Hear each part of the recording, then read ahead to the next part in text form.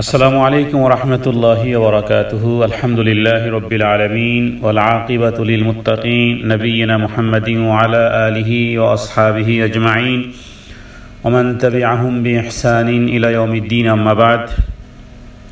শুরু হচ্ছে শব্দে শব্দে দরসে কোরআন। আজকের এই অষ্টম পর্বে আমরা যারা উপনীত হতে পেরেছি, মহান আল্লাহ সুবহানাহু ওয়া তাআলার দরবারে শুকর গুজার হচ্ছি, পড়ছি হৃদয়ের অন্তরের স্থল থেকে আলহামদুলিল্লাহ।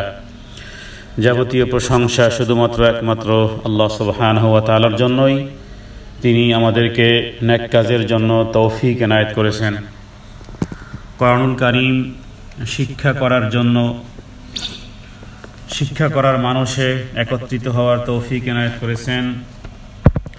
আল্লাহ তাআলা তার কথোপকথন, বান্দার সাথে কথোপকথনের এই গ্রন্থ আল্লাহ তাআলা রাসূলুল্লাহ সাল্লাল্লাহু আলাইহি ওয়াসাল্লামের উপরে নাজিল করেছেন এবং কিয়ামত পর্যন্ত যেই কিতাবকে, যেই কোরআনুল কারীমকে আল্লাহ তাআলা হেদায়েতের জরিয়া বানিয়েছেন, রহমত এবং বরকত লাভের মাধ্যম বানিয়েছেন। কোরআনুল কারীম যেহেতু হেদায়েতের গ্রন্থ, অতএব হেদায়েত লাভের জন্য সেটা বোঝা জরুরি। অতএব যে ব্যক্তি কোরআনুল কারীম না বুঝে শুধু তেলাওয়াত করবে, তার শুধু তেলাওয়াতের ফায়দা হবে, তেলাওয়াতের কিছু নেক আমল হবে, প্রত্যেকটা অক্ষরে 10টা নেকি হবে, কিন্তু সত্যিকার অর্থে কোরআনুল কারীম যে জন্য আল্লাহ তাআলা নাজিল করেছেন, যে উদ্দেশ্যে নাজিল করেছেন, বান্দাকে যা বলতে চেয়েছেন সেটি কখনোই হবে না।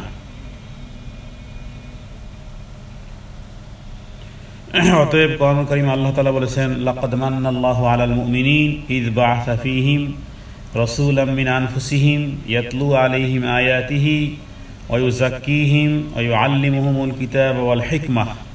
এখানে 4টি জিনিসের কথা বলা হয়েছে কোরআনুল কারীমের সূরা আলে ইমরান আয়াত নম্বর 164। তার মানে আপনি একটির উপরই আপনার আমল হয়েছে, বাকি 3টি খালি পড়ে আছে, 3টি দাবি অপূর্ণ থেকেই গেছে যদি কোরআনুল কারীমের অর্থ সহ না জানা হয়। তার মানে ইয়াতলু আলাইহিম, ব্যাস এর মধ্যে আপনি আমি আসি, তেলাওয়াত করতে পারি, খুব বেশি যদি তেলাওয়াত করি, রাত দিন 24 ঘন্টাও যদি তেলাওয়াত করি, তাহলে ইয়াতলু আলাইহিম। কারণ নবীজি শুধু তেলাওয়াতই শিখাননি, শুধু এতটুকুই বলেননি যে শুধু সালাতের মধ্যেই কোরআনুল কারীম তেলাওয়াত করো, বাস সব সময় শুধু তেলাওয়াত করো, না। ইয়াতলু আলাইহিম এক, এরপরে ওয়ায়ুযাক্কিহিম। আল্লাহ তাআলা এই আয়াতের মধ্যে বলেন যে আল্লাহ তাআলা ঈমানদারদের উপরে অনুগ্রহ করেছেন। কি অনুগ্রহ করেছেন? যে তাদের মধ্যে থেকে একজন নবী পাঠিয়েছেন। আর সেই নবী কি করেন? নবী তিনি কোরআনুল কারীমের আয়াত সমূহ পাঠ করেন। তবে কোরআনুল কারীম নবীজি পাঠ করেন। এরপরে কি?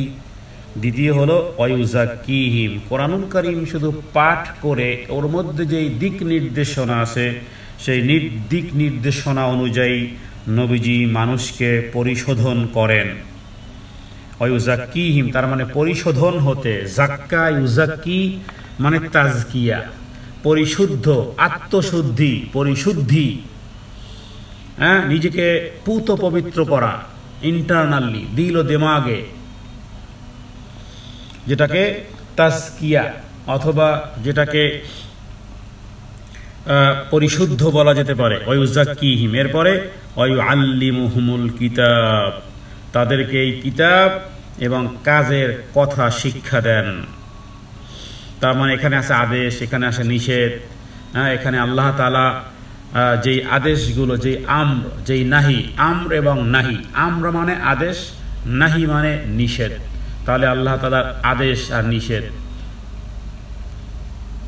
এরপরে এগুলো শিক্ষা দেন। এরপরে ওয়ায়ুআল্লিমুহুমুল কিতাব ওয়াল হিকমা, এবং প্রজ্ঞা শিক্ষা দেন। ওয়া ইন কানু মিন ক্বাবলু লাফি দালালিম মুবিন, বস্তুত তারা ছিল পূর্ব থেকেই পথভ্রষ্ট। তাহলে পথভ্রষ্ট জাতিকে যেটাকে আইয়ামে জাহিলিয়াত বলা হয়, তার মানে মূর্খতার মূর্খতার জামানা। সেই পথভ্রষ্ট জাতিকে কোরআনুল কারীম তাদের উপরে অবতীর্ণ হওয়ার পরে এই জাতীয় শিক্ষা দীক্ষা প্রজ্ঞা মেধা এবং তার রিয়ালাইজ করার মাধ্যমে আল্লাহ তাআলা ওই জাতিকে হেদায়েত দিয়েছেন। অতএব এই মহাগ্রন্থ সেই মহাগ্রন্থ যা রাসূলুল্লাহ সাল্লাল্লাহু আলাইহি ওয়াসাল্লামের উপর নাজিল হয়েছিল সব বরাবর আছে, কিন্তু আমাদের মধ্যে শুধু কি আছে? শুধু তেলাওয়াত আছে, তরজমা তাফসীর এবং কোরআনুল কারীমের মানহাজ, কোরআনুল কারীম কি দাবি করে সে বিষয়গুলো আমাদের মধ্যে নেই এবং সেটাকে জরুরিও মনে করি না। সম্মানিত উপস্থিতি, আজকের আমরা এই অষ্টম দর্শে আমরা সূরাতুন নাস তেলাওয়াত করব। উচ্চারণ এবং এর সাথে যে সমস্ত মাখরাজের সাথে যে সমস্ত তাজবিদগুলো আছে, কোথায় টান কোথায় গুন্না ইত্যাদি সহ জানবো। সেই সাথে সাথে এই আয়াতসমূহর সাথে সূরা নাসের সাথে হাদিসের সাথে কি রিলেটিভ, সূরা নাস সম্পর্কে হাদিস কি বলে, মানে রাসূলুল্লাহ সাল্লাল্লাহু আলাইহি ওয়াসাল্লাম কি বলে গেছেন, তার কিছু অংশ থেকে আমরা জানার চেষ্টা করব। তাহলে শুরু করতেছি আজকের তেলাওয়াত এবং তাজবিদ, টান এবং গুন্নার প্রথম মশক। এরপরে আমরা আয়াতসমূহের শব্দের অর্থ সেই সাথে সাথে এবং পরবর্তীকালে আমরা সূরা নাস সম্পর্কিত হাদিসের বক্তব্য জানার চেষ্টা করব ইনশাআল্লাহ বিইذنিল্লাহ, মা তাওফীক ইল্লা বিল্লাহ। আউযু বিল্লাহি মিনাশ শাইতানির রাজীম। বিসমিল্লাহির রহমানির রহিম।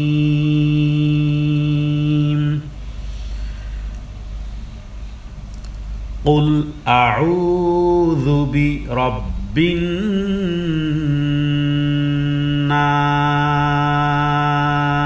নাস, এটি প্রথম আয়াত। কুল যদি কফ দিয়ে বলি, গলার মধ্যখান থেকে উচ্চারিত হয় কফ। যদি কুল শব্দ দিয়ে বলি তাহলে অর্থ ঠিক থাকবে। আর যদি কেউ বাংলা দেখে পড়েন, ক নিচে ছোট ব, এরপরে রস্যু, এরপরে ল, তার মানে কুল। যদি কুল হয় তাহলে অর্থ পরিবর্তন হয়ে যায়। কুল শব্দের অর্থ হলো বলো, আর কুল মানে খাও। যেমন কুল ও ইশরব, খাও এবং পান করো। তাহলে সূরা নাস, সূরা ফালাক, সূরা ইখলাস, সূরা কাফিরুন, এই চারটি সূরার শুরুতে কি আছে? কুল কুল কুল। অতএব বলতে হবে কুল। যদি বলেন কুল তাহলে অর্থ পরিবর্তন হয়ে গেল, অর্থ হলো খাও। কিন্তু আল্লাহ তাআলা এখানে খাওয়ার কথা বলেননি। আল্লাহ তাআলা বলেছেন কুল, হে নবী আপনি বলুন। কুল এটা একটা আমর, এটা একটা আদেশ সূচক ক্রিয়া। আদেশ সূচক ক্রিয়া কাকে কার উপর নাজিল করেছেন? মুহাম্মদ সাল্লাল্লাহু আলাইহি সাল্লামের উপর। তার মানে যেখানে আদেশগুলো আছে সেখানে মুহাম্মদ সাল্লাল্লাহু আলাইহি সাল্লামকে নির্দেশ করেছে। তার মানে কুল শব্দের অর্থ হলো হে মুহাম্মদ সাল্লাল্লাহু আলাইহি ওয়াসাল্লাম আপনি বলুন। তাহলে এখানে আদেশ, আর কার উপরে আদেশটি? মুহাম্মদ সাল্লাল্লাহু আলাইহি সাল্লামের উপরে। তাহলে কুল কুল কুল কফ, এই উচ্চারণগুলো নিজে নিজে ঘরোয়াভাবে প্র্যাকটিস করবেন। আমি শুধু টাচ করে যাব, প্র্যাকটিস আপনাকে করতে হবে। আমি শুধু দিক নির্দেশনা দিয়ে যাব, প্র্যাকটিস আপনাকে ঘরে ঘরে করতে হবে। ঘরে বসে প্রয়োজনে আয়না সামনে নিয়ে মুখের উচ্চারণের জড়তা দূর করার জন্য আপনি ঘরোয়াভাবে প্র্যাকটিস করবেন। এবং এতটুকু তো জেনেছেন, যদি কুল বলেন কুল কুল কুল তাহলে হবে খাও খাও খাও খাও খাও। আর যদি বলেন কুল কুল তাহলে হবে বলুন হে মুহাম্মদ সাল্লাল্লাহু আলাইহি সাল্লাম। অতএব এই প্রথম ভুল ফাইন্ড আউট হবে এবং লিখিত হবে, যাতে করে কেউ কুল শব্দ না বলে। এরপরে আউযু, দেখুন কুলের মধ্যে কোথাও টান নেই, আউযু টান আছে কেন? ওয়াও সাকিন ডাইনে পেশ। আমরা ইতিপূর্বে গত পর্বে আমরা একটি কথা বলেছি, এই কথাটি হয়তো আমি প্রতিটি দর্শে আমি বলবো। প্রতিটি দর্শে বলতে হবে এই কারণে যে প্রতিটি আয়াতের মধ্যে ওই কানুনগুলো, ওই নিয়মগুলো বারবার বারবার রিপিট আসবে। সেগুলো কি? সেগুলো হলো যে আলিফ সাকিন ডাইনে জবর, ইয়া সাকিন ডাইনে জের, ওয়াও সাকিন ডাইনে পেশ, খারা জবর, খারাজের বা খারিজের উল্টো পেশ। এই 6টি জায়গাতে টান হবে, আপনাকে টান দিতে হবে এবং প্রতিটি আয়াতের মধ্যে এই বিষয়গুলো আছে। বিধায় এই কথাগুলোকে আমি গত পর্বে বলেছিলাম যে আমাকে এক শ্বাসে একটি কথা শোনাতে হবে। সেটি হলো আলিফ সাকিন ডাইনে জবর, ইয়া সাকিন ডাইনে জের, অ সাকিন ডাইনে পেশ, খারা জবর খারাজের উল্টো পেশ। যেভাবে করে আমি এক শ্বাসে বললাম এইভাবে ঠোঁটের আগায় থাকতে হবে। গুরুত্বপূর্ণ কথা, কেউ মিস করবেন না। প্রতিটি জিনিস আপনাদের জন্য সামনের দিনগুলোতে যাতে করে শুদ্ধ করে কোরআন কারীম পড়তে পারেন। টান গুন্না কোথায় কোথায় বিষয়টি যেন আজ থেকেই সূরা নাসের এই শুরু পর্ব থেকেই যাতে করে আপনাদের দিল ও দিমাগে গ্রথিত হয়ে যায়। তাহলে আউযু শব্দের অর্থ হলো আমি আশ্রয় চাই। যদি বলি নাউযু তাহলে হবে আমরা আশ্রয় চাই। ইস্তিআযা মানে আশ্রয় চাওয়া, আউযু মানে আমি আশ্রয় চাই। আর যদি যেমন আমরা বলি না নাউযুবিল্লাহ অথবা আউযুবিল্লাহ, যদি আউযুবিল্লাহ বলেন তাহলে অর্থ হবে যে আমি আল্লাহ তাআলার কাছে আশ্রয় চাই। যদি আমাদের সমাজে নাউযুবিল্লাহ মানে বহুবচন দিয়ে কথাটি প্রচলিত আছে, কোনো ক্ষেত্রে এমন কোনো অপছন্দনীয় বিষয় দেখলে তখন আমরা বলি নাউযুবিল্লাহ নাউযুবিল্লাহ। কথা ঠিক আছে, নাউযুবিল্লাহ মানে আমরা, বহুবচন ব্যবহার করা আছে, আমরা আশ্রয় চাই। তো সেই নাউযুবিল্লাহর এক বচন এখানে এসেছে উল আউযু মানে আমি আশ্রয় চাই, আউযু মানে আমি আশ্রয় চাই, নাউযু মানে আমরা আশ্রয় চাই। আচ্ছা, এরপরে এখানে টান হয়েছে কেন? আউযু দেরি করলাম, অসাকিন ডাইনে পেশ। এরপরে বিরব্বিন, বিরব্বিন রব শব্দের অর্থ রব, রব্বুল আলামিন। হ্যাঁ, রকে সবসময় মোটা করে পড়তে হয়। রয়ের উপরে যখন জবর হয় কিংবা পেশ হয়, খুব ভালো করে খেয়াল করবেন, রয়ের উপরে যখন জবর হবে অথবা পেশ হবে সেই রকে রা না বরং র মোটা করে পড়তে হবে। বিরব্বিন, যেমন নাকি আলিফ লাম আল্লাহ শব্দের উপরে যখন জবর কিংবা পেশ থাকে তখন আল্লাহ বলতে পারবেন না, কি বলতে হবে? আল্লাহ। একেবারে মুখটা ভরে বলবেন আল্লাহ, আল্লাহ আল্লাহ আল্লাহ আল্লাহ না। এই পাতলা আল্লাহ আল্লাহ এই শব্দটা উচ্চারণ সঠিক নয়, বরং আল্লাহ নয়, বরং কি হবে? আল্লাহ। মুখটাকে গোল করবেন আল্লাহ, কখনো আর আল্লাহ বলবেন না। আজ থেকে কি বলবেন? আল্লাহ। হ্যাঁ, তো এখানে বিরব্বিন নাস আরেকটি কায়দা লিখিত আকারে আপনাদের খাতা কলমে যারা সত্যিকার অর্থেই এক্স্যাক্টলি কোরআন কারীম শব্দে শব্দে তাজবিদ সহ শিখতে চান, প্রথম দিন থেকে বলেছি আপনারা খাতা কলম ব্যবহার করবেন। খাতা কলম ব্যবহার না করলে আপনার মাইন্ডে আজকে শুনতেছেন, কিছুক্ষণ থাকবে, এরপরে উধাও, আপনাদের মাইন্ডের থেকে বাস চলে যাবে কায়দাগুলো। কিছু কিছু বিশেষ বিশেষ কায়দাসমূহ আপনারা লিখে নেবেন। তাহলে বিরব্বিন, রবকে আমরা মোটা করে পড়ব। এরপরে আন্নাস, নুনের উপরে, কখনো যদি নুনের উপরে মিমের উপরে তাসদীদ হয় তাহলে সেখানে গুন্না করে পড়তে হয়। গুন্না কাকে বলা হয়? গুন্না বলা হয় যে নাকের বাসি থেকে যেই উচ্চারণটা হয়, যেমন এই যে বললাম বিরব্বিন, এই যে গুন্না, এটার নাম গুন্না, নাক থেকে উচ্চারণ করলাম। তাহলে নুনের উপরে মিমের উপরে কখনো যদি তাসদীদ হয় তাহলে গুন্না করে পড়তে হয়। নুনের উপরে মিমের উপরে যখন কোনো তাসদীদ হবে তখন সেটাকে দ্বিগুণ করে এবং গুন্না করে পড়তে হবে। তাহলে আমরা এখানে কয়েকটা কায়দা জেনে গেলাম। আর এরপরে নাস কেন টান হয়েছে? আলিফ সাকিন ডাইনে যাব, তার মানে আমাকে কোরআন কারীমের কোথায় গুন্না কোথায় টান ইত্যাদি প্রতিটি জিনিস বুঝে বুঝে পড়তে হবে। উল আউযু বিরাব্বিন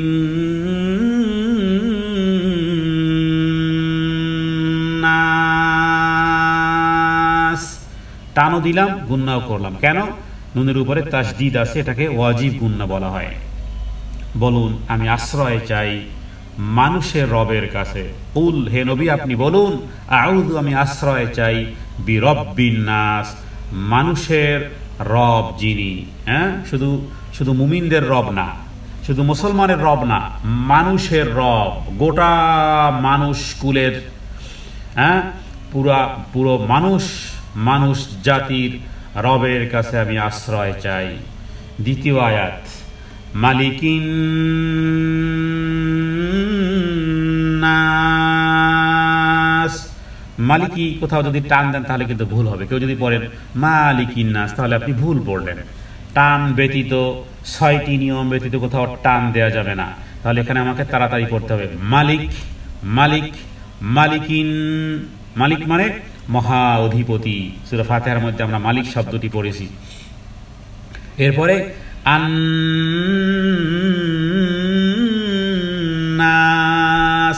এই যে গুণনাটা করলাম কেন? যেহেতু নুনের উপরে তাসদীদ আছে। নুনের উপরে মিমের উপরে যখন তাসদীদ হবে তখন সেখানে গুণনা করাটা ওয়াজিব, গুণনা করতে হবে। আর টান দিলাম কেন? টান দিয়েছি আলিফ সাকিন ডাইনে জবর আছে, মানে আন্নাস, এখানে আলিফ সাকিন ডাইনে জবর।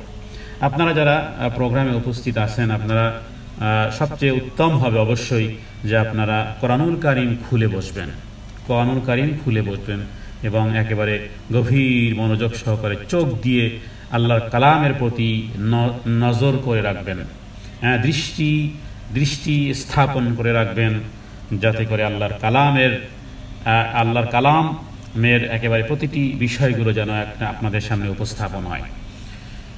মালিকিন নাস, তাহলে এই আয়াতের মধ্যে টান কয়টি, গুণনা কয়টি? উত্তর হবে এই আয়াতের মধ্যে টান আছে একটি, গুণনা আছে একটি, ব্যাস। তাহলে এর মধ্যেই থাকতে হবে, এর বেশি না টান না গুণনা করলে শুদ্ধ হবে না। আর নাস মানে কি? মানুষকে কি বলা হয়? নাস। আরবিতে কোরআন কারীমের শব্দে নাস বলা হয় মানুষের অধিপতি, মালিকিন নাস। এরপরে ইলাহিন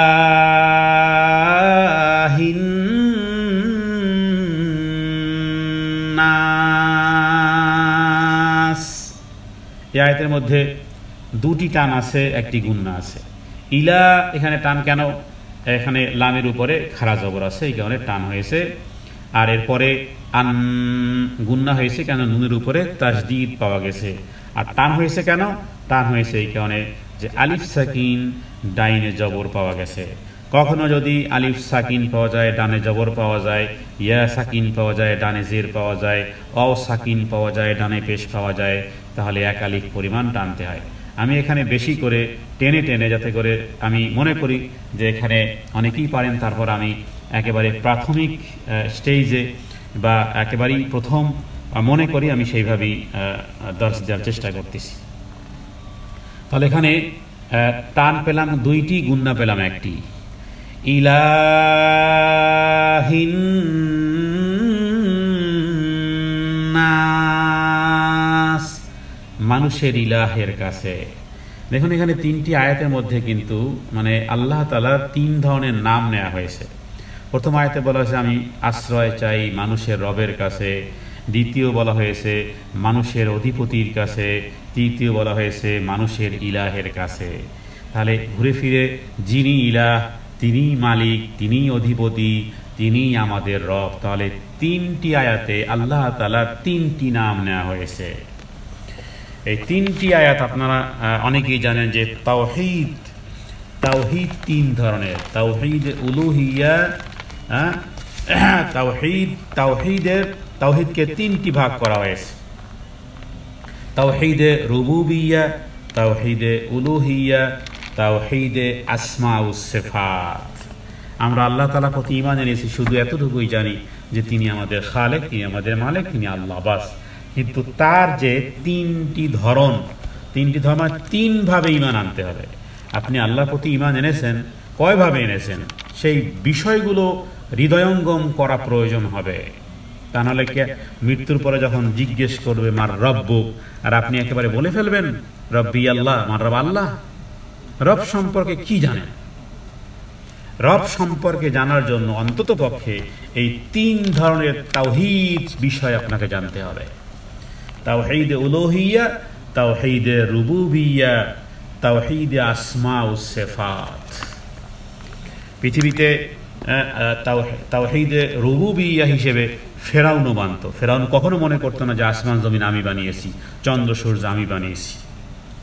কিন্তু মনে করতো যে আমার হুকুম চলবে। তো যাই হোক, আমরা এই কথাগুলো আমরা শেষের দিকে বলবো। আপাতত আমরা তাজবিদ, তারতিল এবং শব্দের অর্থ বিষয়ে আমরা পড়তেছি।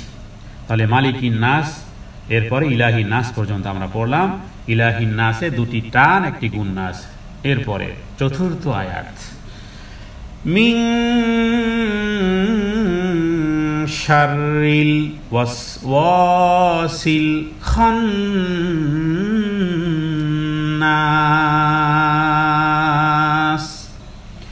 এখানে মিন গুন্না, এটাকে বলা হয় একফা গুন্না। নুন সাকিন এবং তানভিনকে যারা লেখা তারা লিখবেন নুন সাকিন এবং তানভিন। নুন সাকিন কাকে বলা হয়? নুন সাকিন বলা হয় নুনে সাকিন জজমওয়ালা নুনকে। সাকিন মানে যার উপরে জবর নেই, জের নেই, পেশ নেই, সেই অক্ষরটাকে বলা হয় সাকিন। সাকিন সুকুন, আমরা বলি না যে সুকুন দিলে কোনো সুকুন পাই না, মানে দিলে কোনো শান্তি পাই না।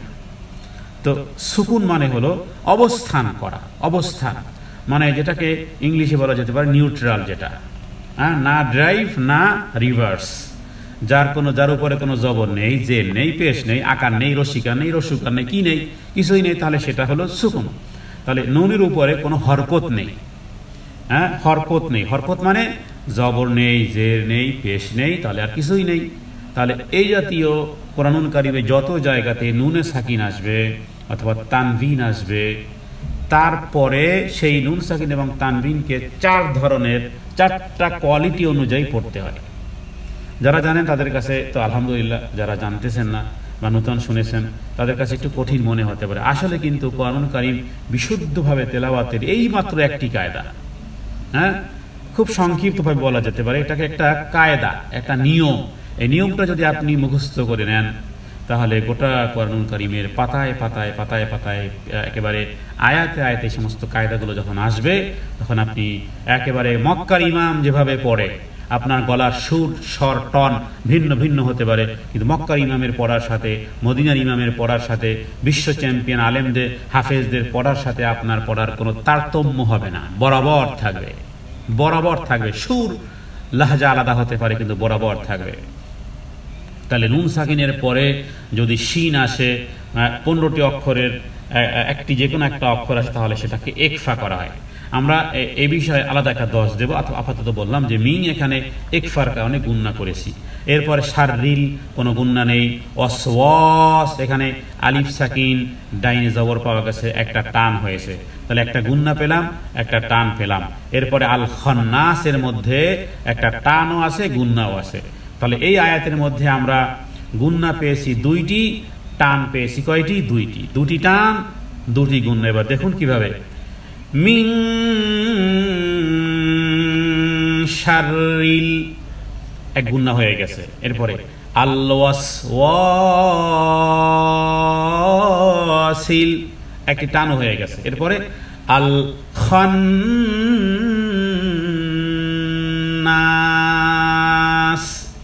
এখানে টানও দিয়েছি, গুন্না দিয়েছি। গুন্না করেছি কেন? নুনের উপরে তাসদীদ পাওয়া গেছে, ওয়াজিব গুন্না।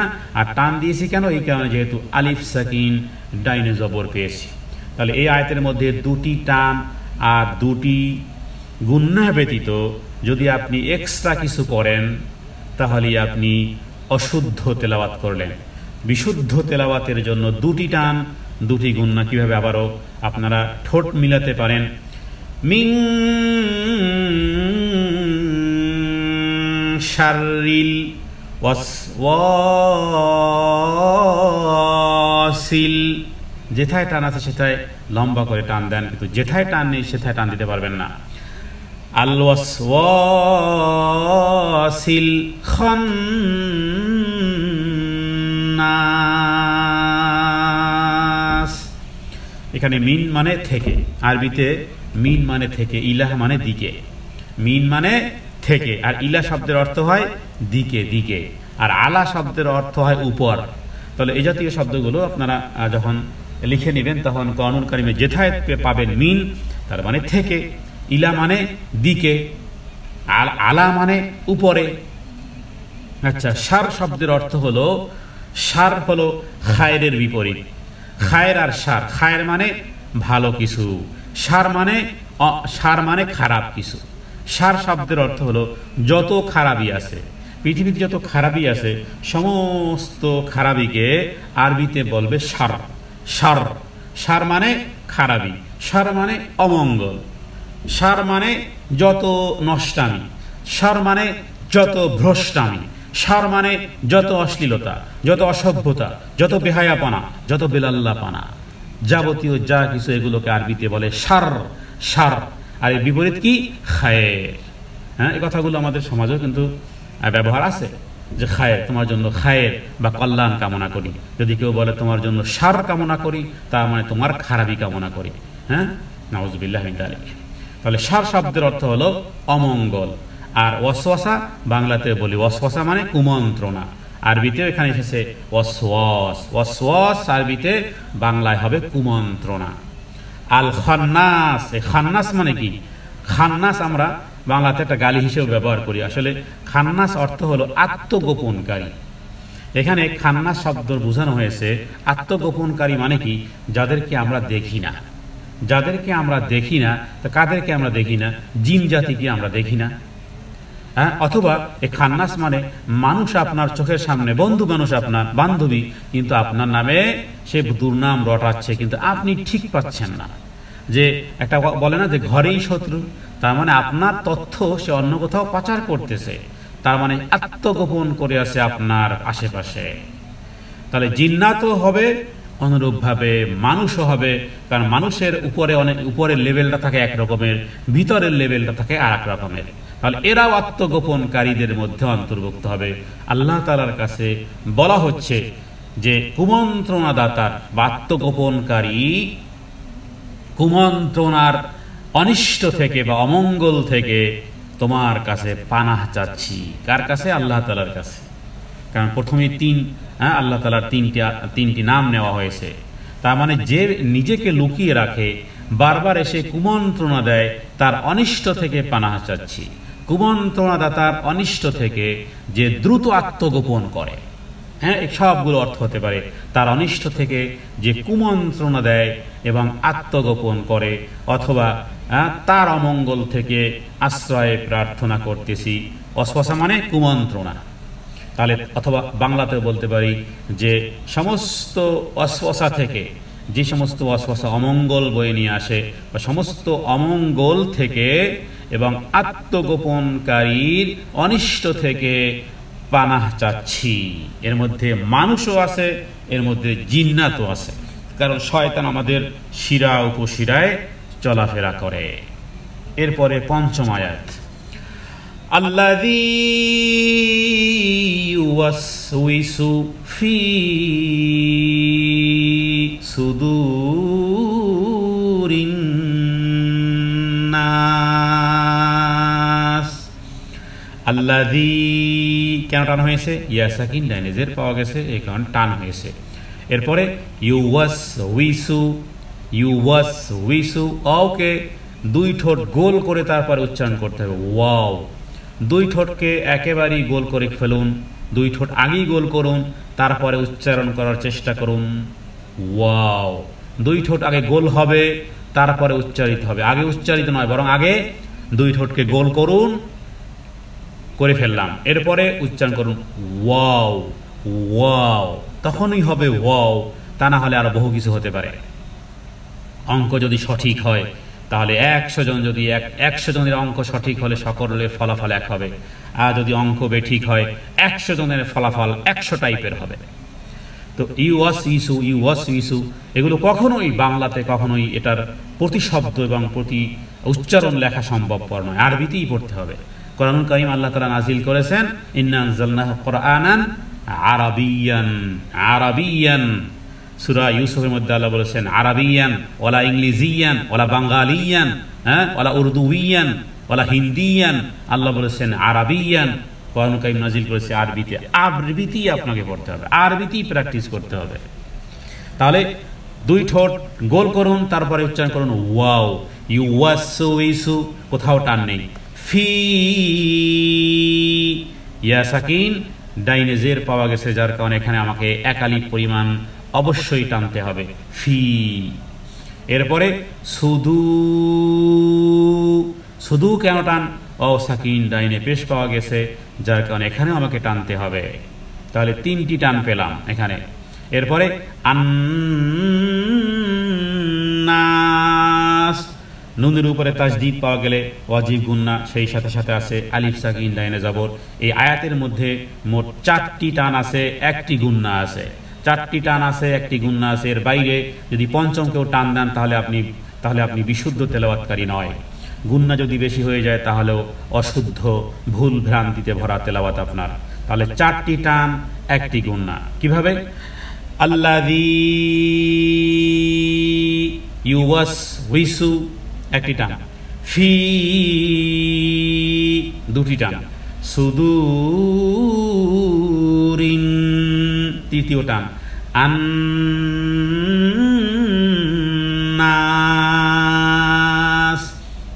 4র্থ টান এবং 1টি গুন্না। আল্লাযী ইউওয়াসউইসু ফি সুদুরিন নাস। আল্লাযী অর্থ হলো যে, আল্লাযী মানে যে বা যিনি, ইউওয়াসউইসু মানে ওয়াসওয়াসা, বাংলাতে বলি ওয়াসওয়াসা, শুদ্ধ বাংলা কুমন্ত্রণা। কুমন্ত্রণা, কুমন্ত্রণা শুধু শয়তানি দেয় না, কুমন্ত্রণা মানুষও দেয়। একটা কুমন্ত্রণা হতে পারে বহু ব্যক্তিবর্গের জন্য খারাপই। বহু ব্যক্তিবর্গকে ধ্বংস করার জন্য একটা কুমন্ত্রণাই যথেষ্ট। মনে রাখবেন, আপনি যদি কাউকে কুমন্ত্রণা দেন আর এই কুমন্ত্রণ অনুযায়ী সে যদি কাজ করে, ওই কুমন্ত্রণায় যত পাপ হবে আপনার আমল নামাতে কোনো কষ্ট করা লাগবে না। ওই সমস্ত কুমন্ত্রণা করার পাপ আপনার আমল নামাতে লেখা থাকবে, কারণ আপনি কুমন্ত্রণা দিয়েছেন। আবার যদি কাউকে কুমন্ত্রণা নয়, বরং ভালো কিছু নসিহত করেছেন, কোনো পরামর্শ দিয়েছেন, ওই ব্যক্তির ওই ভালো পরামর্শের মাধ্যমে কাউকে বললেন যে একটা মসজিদ বানাতে, অথবা কাউকে একটা ভালো পরামর্শ দিলেন, মানুষের ব্যাপারই হোক না কেন, তাহলে ওই কাজ যখন প্রতিফলিত, বাস্তবায়িত হবে, আপনার আমল নামাতে ওই সওয়াব পেয়ে যাবেন। রাসূলুল্লাহ সাল্লাল্লাহু আলাইহি ওয়াসাল্লাম বলেছেন, ইশফাউ তুজারু, ভালো কাজের সুপারিশ করো আর প্রতিদান পাও। ভালো কাজের সুপারিশ। তাহলে ইউওয়াসউইসু মানে কুমন্ত্রণা মানুষও দেয়, জিন্নাতও দেয়। আমাদের হৃদয়ের মধ্যে কুমন্ত্রণা দেয়। এই কারণে অনেকে আমরা আছি যে আমরা আইডিওলজির বাইরে কিন্তু কেউ কথা বলতে পারি না, কিন্তু কখনো কখনো দেখবেন যে আমাদের মধ্যে বিভিন্ন রকমের ওয়ে সৃষ্টি হয়, সেটা হালাল না সেটা হারাম সেটা জানা নেই, অথচ সেটাকে আমরা মনে করি এটা রাইট, বা আমি যেটা করতেছি আমি রাইট আছি। এই যে রাইট যে আপনি নিশ্চিন্ত রূপে বলেন, হতে পারে 50% মনে রাখবেন যে আমরা মানুষ, আমাদের আকল এবং জ্ঞানের মধ্যে অপূর্ণতা আছে। কিন্তু কিভাবে আপনি একেবারে ওভার শিওর হয়ে বলেন যেটা রাইট, আমি রাইট আছি? হতে পারে এখানে 50% আপনি রাইট, আর 50% আপনার আবেগ, আর আপনার বিবেক, আর আপনার কুমন্ত্রণা, আপনার প্রবৃত্তি, আপনার শিরা উপশিরায় চলন্তকারী শয়তানের ওয়াসওয়াসা আছে। তাহলে কখনোই আর 100% ওভার শিওর হয়ে কোনো কথাকে আপনি ওইভাবে বলতে পারবেন না, কারণ আপনি বলেছেন আপনার জ্ঞানের আলোকে। অনেক সময় এমন হয়, আপনি চোখ দিয়ে দেখেছেন একটা, আসলে আর একটা বলেছেন, একটি কিন্তু মনে করেছেন এটা বলেছি, আসলে বলেছেন অন্য কথা। তো যাই হোক, কুমন্ত্রণা থেকেও আল্লাযী মানে যিনি বা যে, ইউওয়াসউইসু কুমন্ত্রণা দেয়, ফি মানে মধ্যে, ফি মানে কি? মধ্যে। সুদূর মানে সদরের বহু বচন হলো সুদূর। সদর শব্দের অর্থ হলো বক্ষ, সদর শব্দের অর্থ হলো বক্ষ, আর সুদূর হলো বহু বচন, তার মানে অন্তর সমূহে। আর নাস মানে মানুষের, তার মানে যে মানুষের মনে কুমন্ত্রণা দেয়, যে কুমন্ত্রণা দেয় মানুষের অন্তরে অন্তরে, যে কুমন্ত্রণা দেয় মানুষের অন্তরে কুমন্ত্রণা মানুষও দেয়, আবার জিন্নাতও দেয়। যেহেতু জিন্নাতকে, শয়তানকে আল্লাহ তাআলা আমাদের চিরশত্রু বানিয়েছেন, তার কাজ আমরা গাফেল হতে পারি, সে কিন্তু গাফেল হয় না। 24 আওয়ার্স আপনার সাথে লেগে থাকে। বাঁচার উপায় লাঠি, কামান, রাইফেল, তারপরে আরো ফাইটার না, এগুলো কিছু না, বরং আপনাকে সুন্নাহ সুন্নাহ মোতাবেক শুধু বিসমিল্লাহ বলবেন, বাস শেষ। হ্যাঁ, শুধু সুন্নাহ মোতাবেক জীবনযাপন, সুন্নাহ জিকির, আজকার, তাসবিহ, তাহলিল, এক কথায় সুন্নাতি লাইফ যখন আপনি গড়বেন, তখন আর শয়তান থেকে আপনি দূরে।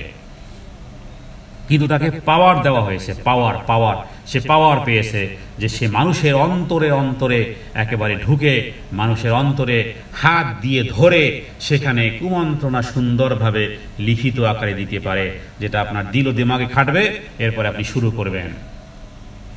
তাহলে কুমন্ত্রণা মানুষও দিতে পারে। দেখুন, আপনার পরামর্শের মাধ্যমে যদি এলাকায় একটা সিনেমা, একটা যাত্রা গান হয়, আপনি শুধু পরামর্শ দিয়েছেন যে অমুক বসের কাছে যাও, দেখো পারমিশন হয়ে গেছে, এবার ওই যাত্রা গানে আর ওখানে যা কিছু অপকর্ম হবে, সমস্ত গুনাহের জারিয়ার একটা গুনাহ আপনার আমল নামাতে লেখা হবে, অথচ আপনি শুধু একটু পরামর্শ দিয়েছিলেন। আবার আপনি কাউকে পরামর্শ দিলেন, হ্যাঁ, যে পরামর্শের মাধ্যমে সেখানে ভালো অনেক কাজ হলো, এবং ওই সমস্ত ভালো কাজের একটা অংশ আপনার আমল নামাতে লেখা হবে। এই কারণে খারাপি থেকে এখানে আল্লাহ তাআলার কাছে পানাহ চাওয়া হয়েছে। সর্বশেষ আয়াত, মিনাল জিন্নাতি ওয়ান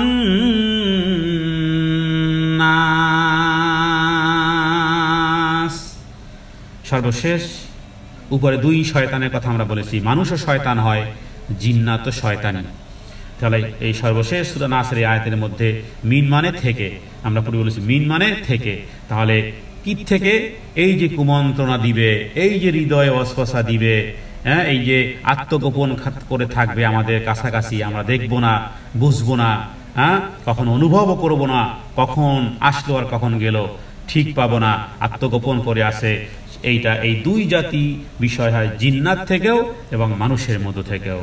এই জন্য সৎসর্গে বলা হয় স্বর্গবাস, অসৎসঙ্গে সর্বনাশ হয়ে যাবে, একেবারে সাড়ে সর্বনাশ হয়ে যাবে।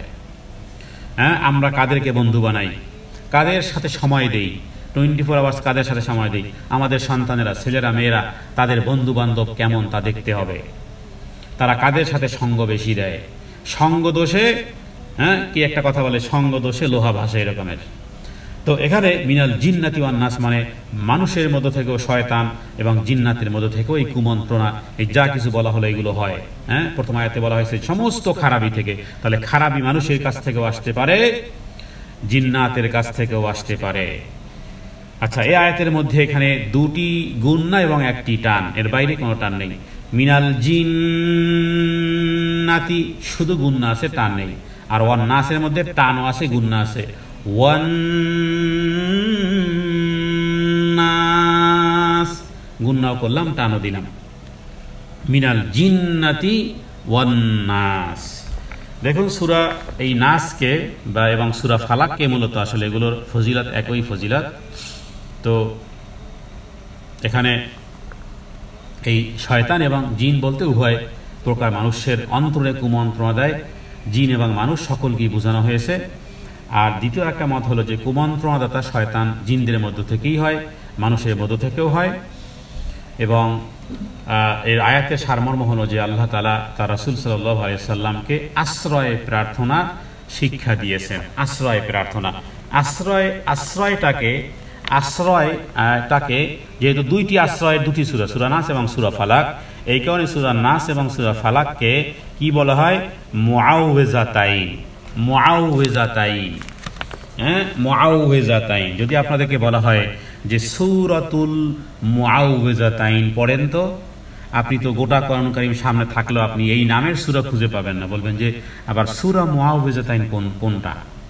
তা আপনাকে জানতে হবে, যেহেতু আপনি একজন শিক্ষার্থী, আপনাকে হাদিসে বর্ণিত এই শব্দ, যে হাদিসের মধ্যে পাওয়া যাবে যে হযরত আয়েশা সিদ্দিকা থেকে বিভিন্ন, যে রাসূলুল্লাহ সাল্লাল্লাহু আলাইহি ওয়াসাল্লাম মুআউযিজাতাইন সূরা দ্বয় পাঠ করতেন। তা আপনি বলবেন যে মুআউযিজাতাইন কোন সূরা? হ্যাঁ, মুআউযিজাতাইন মানে যেই দুইটি সূরার মাধ্যমে আশ্রয় প্রার্থনা করা হয়।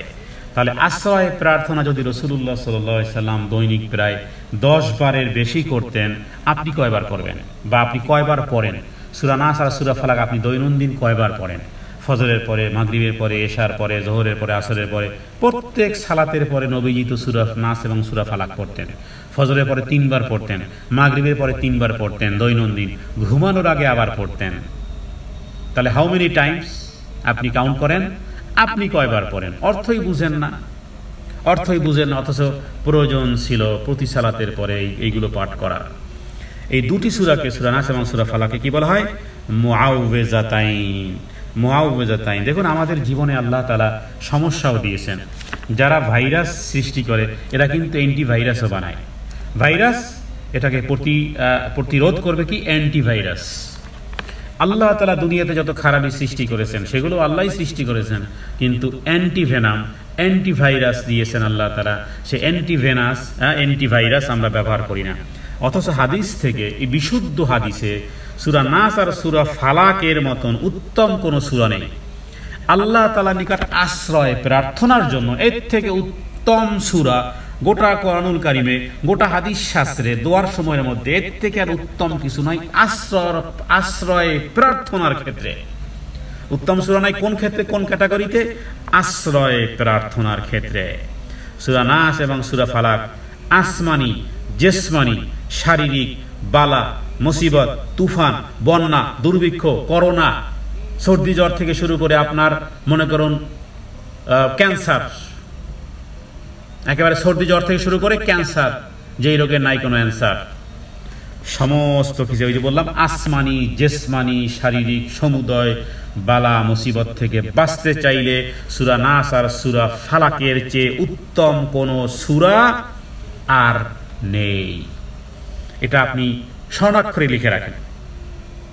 উকবা বিন আমির থেকে হাদিস হয়েছে আবু দাউদে, যে জোহফা নামক, আবওয়া নামক স্থানের মধ্যে আমি রাসূলুল্লাহ সাল্লাল্লাহু আলাইহি ওয়াসাল্লামের সাথে পথ চলতেছিলাম। হঠাৎ করে এত অন্ধকার হয়ে গেল। আসমান, প্রবল বাতাস আমাদেরকে একেবারে ঢেকে দিল। এরপরে নবীজি সূরা নাস এবং সূরা ফালাক তেলাওয়াত করে আশ্রয় চাইতে লাগলেন, বলতে লাগলেন, হে উকবা, এই উভয় সূরা মানে সূরা নাস আর সূরা ফালাক এর মাধ্যমে আল্লাহ তাআলার নিকট আশ্রয় প্রার্থনা করো এবং মনে রাখো হে উকবা, এই উভয় সূরার অনুরূপ কোনো কিছু দিয়ে বা অন্য কোনো শব্দ দিয়ে, অন্য কোনো সূরা দিয়ে আশ্রয় প্রার্থনাকারী আশ্রয় প্রার্থনা করতে পারে না। মানে এর চেয়ে উত্তম আর কোনো আশ্রয় প্রার্থনা কোরআনুল কারিমেও নেই, হাদিসেও নেই। হাদিস হলো আবু দাউদে, রাওয়াহু আবু দাউদ। এবার এই হাদিস বলতেছে যে সূরা নাস আর সূরা ফালাক কি মহা মূল্যবান, কি মহা ঔষধ। এবং ইবনে আবেস থেকে হাদিস রয়েছে যে নবীজি বলেছেন যে আমি কি তোমাকে এমন কোন উত্তম বিষয় জানাবো না যা দিয়ে কোনো আশ্রয় প্রার্থনাকারী আশ্রয় প্রার্থনা করে? তখন সাহাবী বললেন যে হে রাসূল, ইয়া রাসূলুল্লাহ, অবশ্যই আপনি জানান। নবীজি বললেন, দেখো সূরা নাস এবং সূরা ফালাক এই উভয় সূরাই হলো আশ্রয় প্রার্থনা। রবের কাছে আশ্রয় চান, সমস্যার সমাধান চান। আমাদের দেশে কিছু পত্রপত্রিকায় দেখবেন যে বিভিন্ন রকমের ভণ্ড প্রতারক, জিন হুজুর, মা হুজুর, জিন হুজুর, স্টাম্পে লিখিত স্বামী স্ত্রীর অমিল, তারপরে ভালোবাসা মানুষের কাছে পাওয়া ইত্যাদি, মানে সমস্ত সমস্যার সমাধান তার দরবারে গেলে হবে। স্টাম্পে লিখিত একেবারে লটারিতে জয়ী, তারপরে স্বামী স্ত্রী অমিল, মনের মানুষকে পাওয়া ইত্যাদি আজে বাজে আজগুবি ফালতু আর ভণ্ডামি এগুলো পত্রপত্রিকায় লেখে। এদের কাছে যারা যাবে ইমানটা বিক্রি করেই আসবে। এদের কাছে যাওয়া মানে ইমানটা বিক্রি করে আসা। শুধু পয়সাই দিবে, 2-4 দিন ভালো থাকবে, কারণ ওই যে শয়তান কুমন্ত্রণা দেয়, ও বলবে যেহেতু ভণ্ডের কাছে গেছে, সেই শয়তানই কিছুদিন দূরত্ব থাকবে। ইমান বাড়ানোর জন্য ভণ্ডের উপরে, তাবিজের উপরে আপনার ইমানকে পাকাপোক্ত করার জন্য যেই শয়তান কষ্ট দিত আপনাকে, সেই শয়তানই এবার কিছুটা দিন বিরতি দিবে, যাতে করে আপনার ইমানটা ওই ভণ্ডের প্রতি পাকাপোক্ত হয়। আপনি বলবেন যে ফায়দা তো একেবারে গতকালকের বাবার কাছে গেলাম, মায়ের কাছে গেলাম, আজকের থেকে ফায়দা শুরু হয়ে গেছে। বাচ্চার জন্য গেলাম, বাচ্চার কান্নার কাটি জ্বালায় ঘুমাতে পারি না, তাবিজের কি পাওয়ার, বাচ্চা আজকে কি সুন্দর ঘুমিয়েছে, তার মানে আপনার মা বাবার ওই তাবিজের প্রতি ইমান পাকাপোক্ত হয়েছে। বাচ্চা কান্নাকাটি করে, বাচ্চার সমস্যা ইত্যাদি যাবতীয় কান্নাকাটি তো করবে, তার এটা একটা স্বভাব। বাচ্চা যদি কান্নাকাটি, কিন্তু আপনার জন্য যেটা দরকার ছিল সেটা ছিল সূরা নাস আর সূরা ফালাক পড়ে আপনাকে সূরা নাস আর ফালাক পড়ে বাচ্চাকে ঝাড়ফুঁক করা। তাহলে সূরা নাস আর সূরা ফালাক হলো এমন জিনিস যেই জিনিসের মাধ্যমে সমস্ত বিপদ আপদ থেকে আপনার আপনার পরিবার পরিজন, আপনার সন্তান, আপনার সন্ততি সকলের জন্য সূরা নাস আর সূরা ফালাক, এমনকি মৃত্যু শয্যায় শায়িত কেউ যদি থাকে পাশে গিয়ে পড়বেন সূরা নাস আর সূরা ফালাক। এই পৃথিবীতে আল্লাহ তাআলা যত খারাপি সৃষ্টি করেছেন সমস্ত খারাপি থেকে আশ্রয় প্রার্থনার জন্য হাদিস বর্ণিত অথেন্টিক সূরা নাস আর সূরা ফালাক ব্যতীত আর কোরআনুল কারীম বা হাদিসের মধ্যে আর কিছু পাওয়া যায় না, নয়াকারে না। এরপর আরেকটি হাদিস বলবো যে রাসূলুল্লাহ সাল্লাল্লাহু আলাইহি ওয়াসাল্লাম ঘুমানোর আগে ঘুম থেকে ওঠার পর সূরা নাস এবং সূরা ফালাক তেলাওয়াত করার নির্দেশ দিতেন। তাহলে আমরা বলবো, হাদিসের মাধ্যমে বলবো যে প্রত্যেক মাগরিবের পরে যদি 3 বার হয়, ফজরের পরে যদি 3 বার হয়, তাহলে কয়বার হলো? 6 বার। তারপরে জোহরে 1 বার 7 বার, আসরের পরে 1 বার 8 বার, মাগরিবের পরে 1 বার 9 বার, ঘুমানোর আগে 1 বার 10 বার, ঘুম থেকে উঠে আবার 1 বার। কয়বার হলো? হাদিসে বর্ণিত পাওয়া গেল 11 বার রাসূলুল্লাহ সাল্লাল্লাহু আলাইহি ওয়াসাল্লাম সূরা নাস এবং সূরা ফালাক তেলাওয়াত করতেন। এখন আপনি how many times you read সূরা নাস এন্ড সূরা ফালাক? তাহলে এখানে এই হাদিস থেকে পেলাম, যেটি নাসাইতে পাওয়া গেল, উকবা বিন আমের থেকে, তিনি বলেন যে নবীজি বলেছেন, আমি কি তোমাকে 2টি উত্তম সূরা শিখাবো? আমি কি 2টি উত্তম সূরা তোমাকে শিখাবো না, যা ওই সমস্ত সূরা সমূহ থেকে উত্তম যা লোকেরা তেলাওয়াত করে? অতঃপর রাসূলুল্লাহ সাল্লাল্লাহু আলাইহি ওয়াসাল্লাম আমাকে সূরা নাস এবং সূরা ফালাক শিখালেন। ইতিমধ্যে সালাত শুরু হয়ে গেল, তিনি সামনে গিয়ে নামাজ পড়াতে শুরু করলেন এবং নামাজে এই সূরা, এই উভয় সূরা, মানে প্রথম রাকাতে সূরা ফালাক, দ্বিতীয় রাকাতে সূরা নাস তিনি পড়লেন। অতঃপর তিনি আমার পাশ দিয়ে অতিক্রম করে বললেন, হে উকবা, এই সূরাদ্বয়ের গুরুত্ব কি তুমি অনুধাবন করতে পেরেছো? এরপর তিনি বললেন যে যখন তুমি ঘুমাতে যাবে, যখন এটি নাসাইর হাদিস, যখন তুমি ঘুমাতে যাবে তখন উভয় সূরা তেলাওয়াত করবে, যখন ঘুম থেকে জাগ্রত হবে তখন এই উভয় সূরা তেলাওয়াত করবে। ঘুমাতে যাওয়ার আগে আল্লাহুম্মা বিসমিকা আল্লাহুম্মা আমুতু ওয়া আহইয়া, এই দোয়াটা তো অনেকে পড়ি বা পারি। আর ঘুম থেকে উঠে আর একটা দোয়া আছে, আলহামদুলিল্লাহিল্লাযী আহইয়ানা বা'দা মা আমাতানা ওয়া ইলাইহিন নুশুর। কিন্তু আজ থেকে ঘুমাতে যাওয়ার আগে ওই দোয়ার আগে সূরা নাস ফালাক হবে, ঘুম থেকে উঠে কি হবে? ওই দোয়া পাঠ করে আবার সূরা নাস আর সূরা ফালাক হবে। এই হাদিসটি ইমাম নাসাই তিনি কিতাবুল ইস্তিআযা বাব মা'যাবি সূরাতিল মুআউযাতাইন তিনি উল্লেখ করেছেন 5434। তাহলে দেখুন তো, আমাদের 24 আওয়ার্স জীবনের সাথে সূরা নাস আর সূরা ফালাক হাদিস নির্দেশিত হাউ মেনি টাইমস আমি 11 বারের দলিল দিলাম। প্রত্যেক সালাতের পরে 1 বার 1 বার, তাহলে 5 ওয়াক্ত সালাতে কয়বার হলো? 5 বার। মাগরিবের পরে আর ফজরের পরে 3 বার বলেছে, তাহলে ওখানে আরো 4 পাওয়া গেল, তাহলে 5 আর 4 9 বার। তারপরে ঘুমাতে যাওয়ার আগে 1 বার, ঘুম থেকে উঠে 1 বার, তাহলে কয়বার হলো? 10 11 বার যদি নবীজি রাসূলুল্লাহ সাল্লাল্লাহু আলাইহি ওয়াসাল্লাম তিনি পাঠ করতে পারেন, যাকে শয়তানের কুমন্ত্রণা থেকে দূরে রাখা হয়েছে। আর আপনি আমি কুমন্ত্রণার মধ্যে ডুবে আছি, কিন্তু চিকিৎসার কোনো নামগন্ধ নেই, চিকিৎসার কোনো নামগন্ধ নেই। চিকিৎসা ছিল সূরা নাস আর সূরা ফালাক তেলাওয়াত করা অর্থ বুঝে, অথচ আমরা কুমন্ত্রণার মধ্যে ডুবে আছি। শয়তান আপনার আমার নাক দিয়ে আর মুখ দিয়ে ঢোকে আর বের হয়, নাক দিয়ে আর মুখ দিয়ে শয়তান ইন্টার হয় শরীরের শিরা উপশিরায়। ইন্না শাইতানা ইয়াজরা দামি, নবীজি বলেছেন যে শয়তান মানুষের শিরা উপশিরায় চলাফেরা করে। তো শয়তান ভালো হয় না, শয়তান শয়তানি থেকে গেছে। শয়তান কিয়ামত পর্যন্ত হায়াত পেয়েছে, পাওয়ার পেয়েছে, ইন্টার হচ্ছে আর যাচ্ছে, কুমন্ত্রণা দিচ্ছে আর আরো দিবে।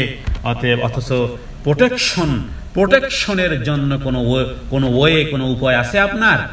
সূরা নাস আর ফালাক ছাড়া তো আর নেই। তাহলে আপনি কেন সূরা নাস আর ফালাকের এই প্রোটেক্ট গ্রহণ না করে অন্য কিছু শয়তানকে গালি দিচ্ছেন? শয়তানকে গালি দিলে কি হয় জানেন? শয়তানকে যদি আপনি গালি দেন, শয়তান আরো মোটা হয়, মোটা। আজ থেকে কথাটি keep in your mind for everybody. শয়তানকে যদি আপনি গালি দেন, শয়তান আরো তরুতাজা হয়, শয়তান আরো তরুতাজা হয়, শয়তান আরো মোটা হয়। শয়তান গর্ব করে, আমাকে গালি দিয়েছে মানে আই হ্যাভ সামথিং, হাম কুছ হায়। আমাকে কেউ গালি দেওয়া মানে কি? আমি কিছু, আসলে তো কিছুই না। ও রাজত্ব পানির উপরে।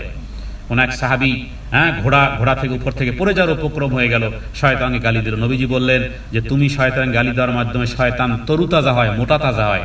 তুমি যদি বলতে বিসমিল্লাহ, তাহলে আরোবার যদি বিসমিল্লাহ, আবারও বিসমিল্লাহ, আবারও বিসমিল্লাহ, শয়তান ছোট ছোট ছোট ছোট ছোট হতে হতে ক্ষুদ্র হয়ে যেত। কি পাওয়ার! কখনো আমরা দেখবেন যে আপনি মনে করেন যে খুব তাড়াহুড়া করে বা সংগোপনে কাজ করতে চাচ্ছেন, বিশেষ করে নারীরা পাকঘরে এই কাজটা করতে যাচ্ছি, কিন্তু বারবার পড়ে যাচ্ছে, চামচটা পড়ে যাচ্ছে, তারপরে পাতিলের মুখটা পড়ে যাচ্ছে, এটা ধরতেছি, ওটা পড়তেছি, ওটা ধুত্তুরি। এই যে ধুত্তুরি বললেন, আমি মানে বাংলা ভাষায়, এই গ্রাম্য ভাষায় বললাম, যে অনেকে হয়তো বিভিন্নভাবে বলেন। এই যে ধুত্তুরি বললেন, ধুত, অথবা অনেকে আরো বিভিন্ন খারাপ শব্দ বলে, আমি আর বলবো না সেগুলো। মানে মেজাজটা গরম হয়ে যাচ্ছে, যে মানে শালার ধরতেছি হচ্ছে না কেন? এই যে পন্থা পদ্ধতি, এটা কি? এটা শয়তান থেকে আপনি শয়তানকে প্রমোট করেছেন। দরকার ছিল বিসমিল্লাহ বিসমিল্লাহ, মানে হাত থেকে চামচ পড়ে যাচ্ছে, হাত থেকে এটা পড়ে যাচ্ছে, ওটা পড়ে যাচ্ছে, এটা ধরতেছেন, ওটা পড়তেছে, এরকমের হয় সবসময়, অনেক সময় এরকমের হয়। কি বলবেন? মেজাজ গরম হচ্ছে, কি বলবেন? বিসমিল্লাহ বিসমিল্লাহ বিসমিল্লাহ বিসমিল্লাহ, এটা বলবেন। যদি বলেন শয়তানের গোষ্ঠী অথবা শয়তানকে গালি, মানে শয়তান কেন্দ্রিক কোনো ওয়ার্ড, কোনো বাক্য যদি আপনি ব্যবহার করেন যেটা আপনি শয়তানকে শর্মিন্দা করতেছেন, শয়তানকে গালি দিচ্ছেন, এগুলোর দ্বারা শয়তান কি হচ্ছে? তরুতাজা হচ্ছে। হাদিস থেকে জানলেন, কি বলবেন? বিসমিল্লাহ বিসমিল্লাহ বিসমিল্লাহ। শয়তান ক্ষুদ্র থেকে ক্ষুদ্র হবে। তো এই ক্ষেত্রে আমরা যে কথাটি বলতেছিলাম, যে রাসূলুল্লাহ সাল্লাল্লাহু আলাইহি ওয়াসাল্লাম তাহলে কয়বার পড়তেন? দৈনন্দিন 11 বার পড়তেন। আচ্ছা, এরপরে দ্বিতীয় দলিল শুনুন। রাসূলুল্লাহ সাল্লাল্লাহু আলাইহি ওয়াসাল্লাম প্রত্যেক সালাতের পরে যে সূরা নাস আর সূরা ফালাক তেলাওয়াত করার নির্দেশ দিতেন। উকবা বিন আমের থেকে, এটি বাইহাকিতে, আবু দাউদে, আহমদে, নাসাইতে হাদিসটি রয়েছে। উকবা বিন আমের তিনি বলেন, আমাকে রাসূলুল্লাহ সাল্লাল্লাহু আলাইহি ওয়াসাল্লাম নির্দেশ দিয়েছেন যেন আমি প্রত্যেক নামাজের পরে সূরা নাস এবং সূরা ফালাক তেলাওয়াত করি। প্রত্যেক সালাতের পরে সূরা নাস আর সূরা ফালাক তেলাওয়াত করা হাদিস কোথায় পেলাম? মুসনাদে আহমদে, আবু দাউদে, নাসাইতে এবং বাইহাকিতে। আলবানী তার লিখিত সিলসিলা হাদিসের মধ্যে খণ্ড নম্বর 6, হাদিস নম্বর 1523। তাহলে প্রত্যেক সালাতের পরে পাওয়া গেল কি? সূরা নাস আর সূরা ফালাক। অনুরূপভাবে আরেকটি হাদিসে আবু সাঈদ খুদরি থেকে একটি হাদিস রয়েছে, মানুষের বদনজর কিন্তু লাগে, জিন শয়তানের আসর লাগে, জাদু, কুপ্রবঞ্চনা, হিংসা, শয়তানি খেয়াল ইত্যাদি থেকে রক্ষার ক্ষেত্রে সূরা নাস আর সূরা ফালাকের চেয়ে উত্তম কোনো দোয়া কোরআনে এবং হাদিসে নেই। কেন আপনি জিন হুজুরের কাছে যান? কেন আপনি তার কাছে, ওর কাছে দৌড়াদৌড়ি করেন? সূরা নাস আর সূরা ফালাক আল্লাহ তাআলা স্পেসিফিক এক বিশেষ পাওয়ারফুল সূরা, আপনার ঘরের কাছেই আছে ঔষধি গাছ, কিন্তু আপনি দৌড়াচ্ছেন ঔষধি পাড়ায়, ডাক্তার পাড়ায়। অথচ ডাক্তার যেই ঔষধ দিয়েছে ওটা আপনার ঘরের পাশে চুলোর কাছেই গাছ আছে, ওই গাছের পাতা নিংড়ে খেল খাওয়ালেই হয়ে যেত। তার মানে আপনি সমস্যার সমাধানে এখানে দৌড়ান, ওখানে দৌড়ান, এ জায়গায় হাত মারেন, ওখানে টাকা দেন, ওখানে সেজদা দেন, ওখানে কেঁদে যান, ওখানে বিভিন্ন রকমের অঙ্গভঙ্গি করেন। অথচ সূরা নাস আর সূরা ফালাক মানুষের বদনজর, জিন্নাতের আসর, জাদু, হিংসা, শয়তানি যাবতীয় থেকে হাদিস বলতেছে, নবীজি বলতেছেন, এটা আমার কথা নয়, যে সূরা নাস আর সূরা ফালাকের চেয়ে ফলদায়ক কোনো বিষয় নাই। ইমাম তিরমিজি হাদিস এনেছেন আবু সাঈদ খুদরি থেকে। রাসূলুল্লাহ সাল্লাল্লাহু আলাইহি ওয়াসাল্লাম বলেছেন, জিন এবং মানুষের কুদৃষ্টি থেকে বাঁচার জন্য সূরা নাস এবং সূরা ফালাক অবতীর্ণ হওয়ার আগ পর্যন্ত নবীজি আল্লাহ তাআলার কাছে এমনি আশ্রয় চাইতেন। কিন্তু যখন সূরা নাস আর সূরা ফালাক এই দুটি সূরা 11টি আয়াত আছে এর মধ্যে যখন অবতীর্ণ হলো, তখন নবীজি আর অন্য কোনো দোয়া না পড়ে অন্য সমস্ত দোয়া নবীজি পরিত্যাগ করে, মানে আশ্রয় চাওয়ার যে দোয়াগুলো সেগুলো নবীজি পরিত্যাগ করে এবার এই সূরা নাস আর সূরা ফালাক ব্যতীত আর কিছু পড়তেন না। সূরা নাস আর ফালাক পড়তেন এবং উভয় সূরা ব্যতীত অন্য দোয়া নবীজি বাদ দিয়েছিলেন। নবীজি সূরা নাস আর সূরা ফালাক নাজিল হওয়ার আগে, এবং আপনারা জানেন নবীজিকে জাদু করা হয়েছিল, কোন একজন জাদু করেছিল, নবীজি পর্যন্ত অসুস্থ হয়ে গিয়েছিল। তাহলে সূরা নাস আর সূরা ফালাক 11টি আয়াত নাজিল হয়েছিল। রাসূলুল্লাহ সাল্লাল্লাহু আলাইহি ওয়াসাল্লামের উপর জাদু করা হলো, জিবরাইল আমিন তাকে সূরা নাস আর সূরা ফালাক তেলাওয়াত করার নির্দেশ দিলেন। জিবরাইল আমিন। তাহলে সূরা নাস আর সূরা ফালাক নবীজিকে শিক্ষা দিয়েছেন, বা এই রোগের চিকিৎসা, এই জাতীয় চিকিৎসার ক্ষেত্রে দিক নির্দেশনা কার? আল্লাহর হুকুমে জিবরাইল আমিন।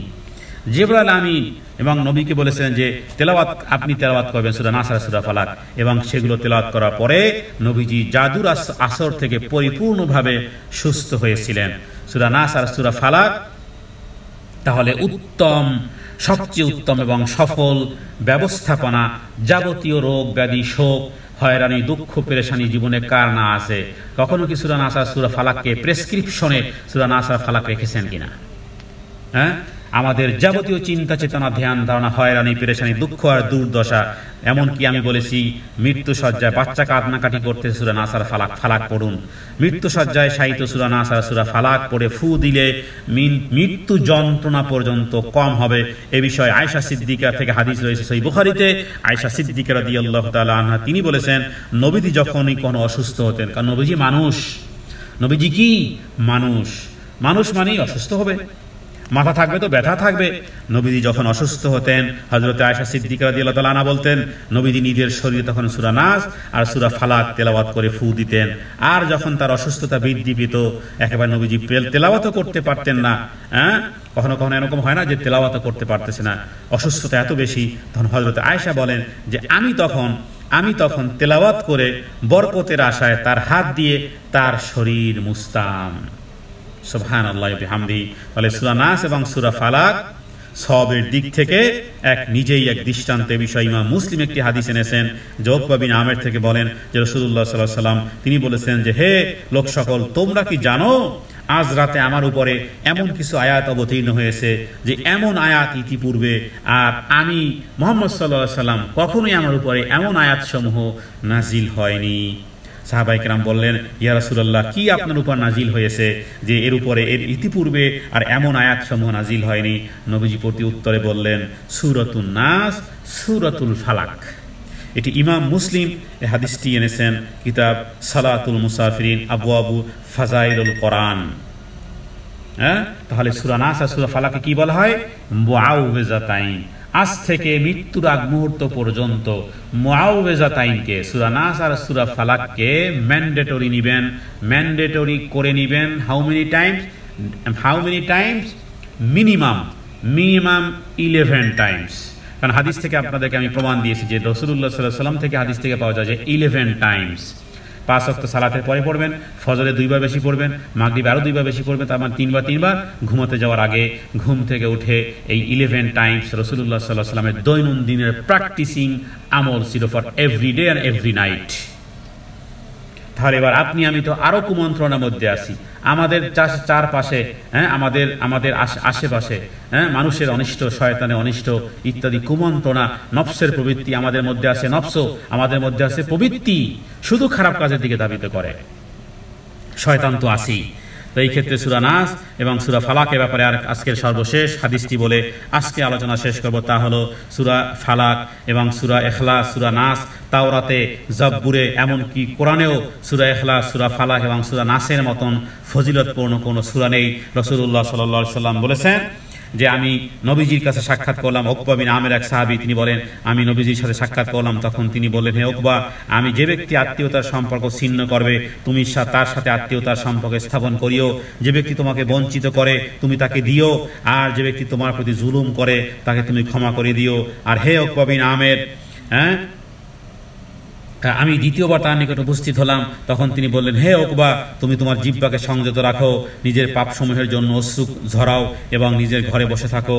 উকবা বিন আমের বলেন, আমি আবার তার নিকটে উপস্থিত হলাম। তখন বললেন, হে উকবা, আমি কি তোমাকে এমন একটা সূরা আজকে শিখাবো না যার অনুরূপ একটি সূরা না তাওরাতে, না জাবুরে, না ইনজিলে, এমনকি কোরআনেও অবতীর্ণ হয়নি। হে উকবা বিন আমের, শুনে রাখো, এমন তোমার লাইফে, তোমার জীবদ্দশায় এমন কোন রাত যেন অতিবাহিত না হয়। চুম্বক অংশ হাদিসের এটি। নবীজি উকবা বিন আমেরকে ভালোবেসে বলতেছেন, উকবা বিন আমের, তোমার লাইফে, তোমার জীবনে এমন কোন রাত যেন অতিবাহিত না হয় যেখানে তুমি এই সূরা নাস এবং সূরা ফালাক এবং সূরা ইখলাস তেলাওয়াত করো নাই। এটি মুসনাদে আহমদের মধ্যে বিশুদ্ধ সনদে এই হাদিসটি আছে। আলবানীর লিখিত সিলসিলা হাদিসে সহিহের মধ্যেও খণ্ড নম্বর 6, হাদিস নম্বর 2861। তাহলে এবার ভাই ও বোনেরা, সর্বশেষ আজকের এই বিষয়ে আমি বলবো যে সকাল আর সন্ধ্যা সূরা ইখলাস, সূরা ফালাক আর সূরা নাসের তেলাওয়াতের মাধ্যমে আমাদের যাবতীয় অসুস্থতা, যাবতীয় পেরেশানি, যাবতীয় কষ্ট থেকে মুক্তি পাওয়ার জন্য এই সূরাগুলোই যথেষ্ট। খুব বেশি ভালো ফায়দা পেতে চাইলে পাইতে চাইলে 3 বার করে পাঠ করুন। এ বিষয়ে আবু দাউদে একটি হাদিস পাওয়া যায়, রাতে শোয়ার আগে সূরা নাস, সূরা ফালাক, সূরা ইখলাস তেলাওয়াত করে উভয় হাতের তালুতে ফু দিয়ে তারপর সমস্ত শরীরে মোছাটা কি সুন্নাত। অনেক ভাইদেরকে আমি দেখি ফজরে, মাগরিব আর বিভিন্ন সময় এইভাবে করে হাতে ফু দিয়ে তারপর শরীর মুছে। এটা শুধুমাত্র এই আমলটা পাওয়া যায় ঘুমানোর আগে, not every time, not after ফজর, নট আফটার মাগরিব। আমি দেখেছি অনেক ভাইকে এইভাবে, বিশেষ করে ফজরের পরে এরপরে এই হাতে ফু দিয়ে হাত মাসা করে গোটা শরীরে। এই আমল বিশুদ্ধ নয়। বিশুদ্ধ হবে তখন যখন ঘুমাতে যাওয়ার আগে আমলটি করবেন। অধিকাংশ মানুষ ফজরের পরে আমলটি আমি দেখেছি মসজিদে অনেকে এই আমলটা করে ফজরের পরে। ফজরের পরে তো নবীজি করেননি। ফজরের পরে আপনি পড়বেন শুধু, হাত মোছামুছির কাজ হবে কখন? হাত মোছামুছির কাজ হবে ঘুমাতে যাওয়ার আগে। রাতে শোয়ার সময় নবীজি সূরা নাস আর সূরা ফালাক, সূরা ইখলাস পাঠ করে এরপরে উভয় হাতের তালুতে ফু দিয়ে তারপর শরীরে মুছতেন। হযরত আয়েশা সিদ্দিকা থেকে হাদিস আছে সহিহ বুখারীতে, রাতে শোয়ার জন্য যখন বিছানায় যেত তখন নিজের উভয় তালু একত্রিত করে তাতে ফু দিতেন। এরপর সূরা ইখলাস, সূরা নাস, সূরা ফালাক তেলাওয়াত করে শরীরের যতটুকু সম্ভব ততটুকু হাত দিয়ে মুছতেন, আর তিনি তা 3 বার করে করতেন। এটি সহিহ বুখারীর হাদিস, কিতাবুল ফাজাইলুল কোরআন। তবে এখানে আরো একটি সূক্ষ্ম বিষয় আছে। আমরা আগেই বলেছি, যুক্তির নাম ইসলাম না, মানার নাম ইসলাম। সবসময় সব কাজে ফু পরে দেয়, কিন্তু এই হাদিসে কিন্তু ফু কিন্তু আগে। তার মানে আগে আপনি 2 হাতকে মোনাজাতের মতন একত্রিত করবেন। প্র্যাকটিসিং ভাবে আমি বলতেছি, 2 হাতকে মোনাজাতের মতন একত্রিত করবেন। তারপরে কি করবেন? তারপরে আগেই দিবেন ফু। এই আয়াতের মধ্যে দিবেন, ফু দিলেন। এরপরে আউযুবিল্লাহ, বিসমিল্লাহ সহ সূরা নাস পড়েন, বিসমিল্লাহ সহ সূরা ফালাক পড়েন, বিসমিল্লাহ সহ সূরা ইখলাস পাঠ করেন। এরপরে আর ফুটু নেই, ফু কিন্তু আগেই দিয়ে ফেলেছেন। এবার 2 হাতকে আপনার মাথা থেকে শুরু করে চেহারা মুছেন, তারপরে 2 হাত 2 কবজি, তারপরে সামনের দিকের পেটের অংশ, তারপরে পিঠের অংশ বা এই রান থেকে শুরু করে একেবারে পায়ের পর্যন্ত এইভাবে করে মুছবেন। এইভাবে এক্স্যাক্টলি এইভাবে হাদিসে বর্ণনা করা হয়েছে। এটাই হলো সুন্নাত। এর বাইরে যদি আপনি এই মোছামুছির আমল যদি অন্য সময় করেন তাহলে সুন্নাত হলো না। ফু যদি পরেও দেন তাহলে আর সুন্নাত হলো না। আমি হাদিস থেকে বলেছি, সহিহ বুখারীর হাদিস থেকে আমি বলেছি, কিতাব ফাজাইলুল কোরআন হাদিস নম্বর 1268। অতএব এক্স্যাক্টলি রাসূলুল্লাহ সাল্লাল্লাহু আলাইহি ওয়াসাল্লাম যেভাবে করেছেন সেইভাবে করার চেষ্টা করুন। অতএব সর্বশেষ বলবো, সর্বপ্রকার শয়তানি চক্রান্ত, ফিতনা, ধোঁকা, মুসিবত, ব্যথা, বালা মুসিবত, আসমানি, জিসমানি, শারীরিক সমুদয় বালা মুসিবত থেকে সূরা নাস আর সূরা ফালাকের চেয়ে উত্তম কোরআনুল কারীমে আর কোথাও নাজিল হয়নি। এই বিষয়ে আমরা উকবা বিন আমের থেকে হাদিস এবং এই বিষয়ে আরো হাদিস নাসাইতে রয়েছে। এই কথা বলে সূরা নাস আর সূরা ফালাকের আমলের প্র্যাকটিসিং যেন আজ থেকে আমাদের শুরু হয়, আল্লাহ তাআলার কাছে তৌফিক কামনা করি। হাদা মিন্নি ওয়াল ইলমু ইনদাল্লাহ, আল্লাহু আ'লামু বিস-সাওয়াব। ওয়া সাল্লাল্লাহু আলা সাইয়্যিদিনা মুহাম্মাদিন নবিয়্যিল উম্মি ওয়া আলিহি ওয়া সাল্লাম। আসসালামু আলাইকুম ওয়া রাহমাতুল্লাহি ওয়া বারাকাতুহু।